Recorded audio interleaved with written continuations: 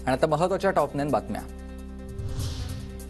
हिंगोलीत आज शासन आपल्या दारी कार्यक्रम, मुख्यमंत्री आणि दोन्ही उपमुख्यमंत्री उपस्थित राहण्याची शक्यता।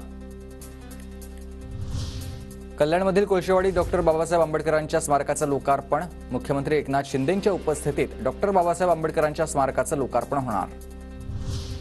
उद्धव ठाकरे गोरेगाव, मालाड आणि कांदिवलीमधील शाखांना भेट देणार। लोकसभा निवडणुकीच्या पार्श्वभूमीवर ठाकरे कार्यकर्त्यांशी संवाद साधणार। पुण्यात वसंतदादा शुगर इन्स्टिट्यूटच्या नियामक मंडळाची सभा, शरद पवारांच्या अध्यक्षतेत सभेचं आयोजन। सभेला अजित पवार उपस्थित राहणार का, याकडे लक्ष।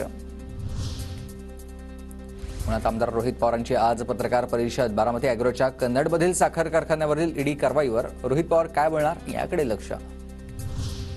नागपूरमध्ये दिव्यांगांसाठी खास अनुभूती पार्कचं लोकार्पण, उद्घाटनाला मंत्री नितीन गडकरींसह उपमुख्यमंत्री फडणवीसांचीही हजेरी। आज मध्य रेल्वे महामार्गावर विद्याविहार ते ठाणे दरम्यान ब्लॉक 5व्या आणि 6व्या लाईनवर सकाळी 8 ते 12:30 दरम्यान ब्लॉक असणार।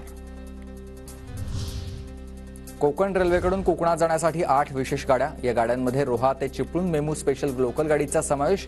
मेमू स्पेशलच्या एकूण 22 फेऱ्या होणार।